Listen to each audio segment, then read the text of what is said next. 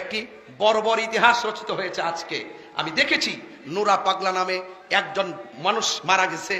যদি তার জীবনে অন্যায় করে থাকে, তার জীবনে যদি শিরিক করে থাকে, তার জীবনে যদি ভণ্ডামি করে থাকে, তার জীবনে যদি কোনো ধরনের কুফরি করে থাকে, সরাসরি বহির্ভূত করে থাকে, সে যদি একদিন করে থাকে, এক মাস করে থাকে, আপনি মুসলমান হিসেবে দরকার ছিল বাংলাদেশের প্রচলিত আইনে তার বিরুদ্ধে ধর্ম অবমাননার মামলা করে তাকে গ্রেফতার করানোর কথা বলেন, ঠিক কিনা?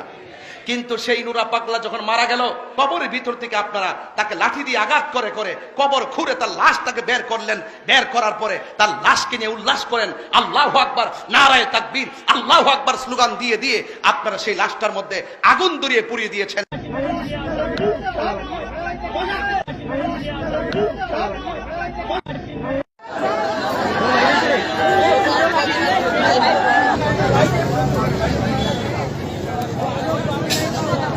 এখানে যারা আছেন 60 বছরের মানুষ আছে, 70 বছরের মানুষ আছে, স্বাধীনতার আগে পরের মানুষ আছে। আপনাদের জীবনে কোনোদিন দেখেছেন কোন কবর থেকে লাশ তুললা, মুসলমানের লাশ তুললা আগুন দা পুরাইছে? এমন ইতিহাস কি বাংলাদেশে হইছে? আমরা কি বাংলাদেশ দেখছি? আমরা কি দেখছি? এই জন্যই বলে যে ইসলাম ছিল শান্তির ধর্ম, আজকে ইসলাম ধর্মটারে উগ্রতার দিকে নিয়ে যাচ্ছেন। ইসলাম কি শান্তির ধর্ম, মানবতার ধর্ম।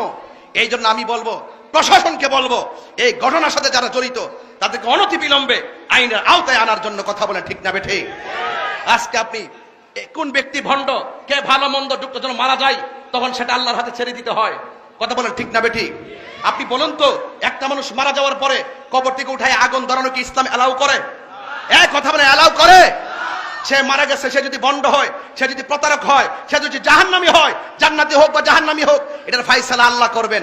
তুমি কবর থেকে উঠাইয়া যে তার গায়ে আগুন ধরাইছো, তুমি কয় নম্বর তুমি জানো নি?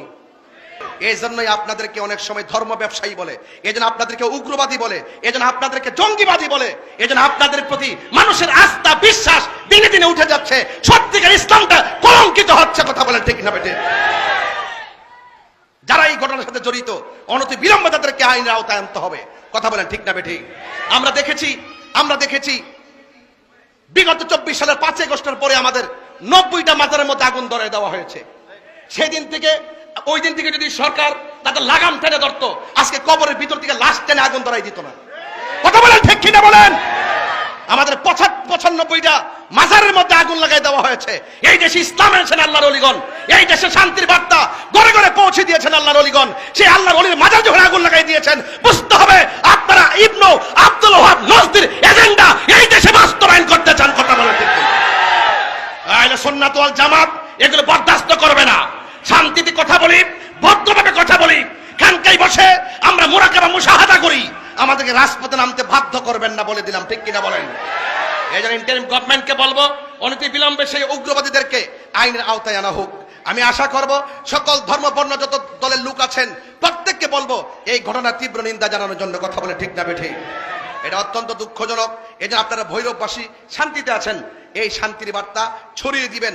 আপনাদের মাঝে উগ্রতা নাই, নিন্দা নাই, হিংসা নাই এবং গীবত নাই, ঐক্যবদ্ধ থাকবেন।